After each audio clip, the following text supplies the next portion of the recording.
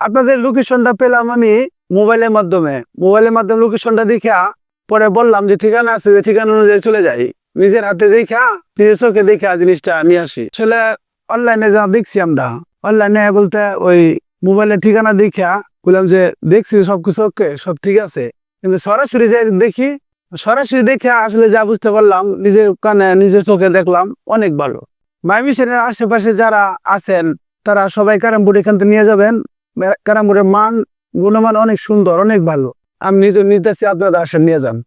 আজকে আমাদের কারখানা থেকে একটি প্রিমিয়াম বেলকাঠের ওয়াটারপ্রুফ বোট ও একটি উন্নত মানের স্ট্যান্ড চলে যাচ্ছে মুক্তাগাছার টঙ্গিপাড়ার আব্দুল মান্নান ভাইয়ের কাছে।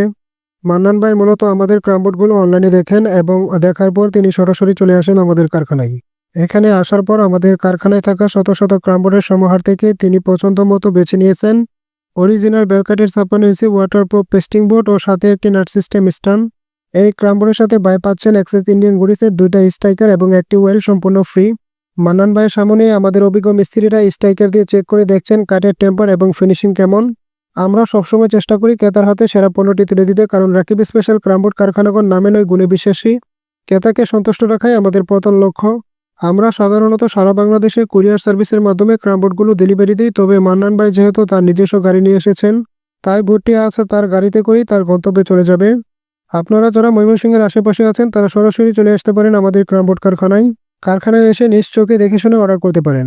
আর যাদের সরাসরি কারখানায় আসা সম্ভব নয়, তারা আমাদের দেওয়া অফিসিয়াল হোয়াটসঅ্যাপ ইমো নম্বরে ভিডিও কলে যোগাযোগ করে অর্ডারটি কনফার্ম করতে পারেন। আমরা নিরাপদ কুরিয়ার সার্ভিসের মাধ্যমে আপনার ঠিকানায় ক্রামবোর্ডটি পৌঁছে দেওয়ার চেষ্টা করব। তো আজ এই পর্যন্তই, দেখা হবে খুব শীঘ্রই নতুন কোনো ক্রামবোর্ডের ভিডিও নিয়ে।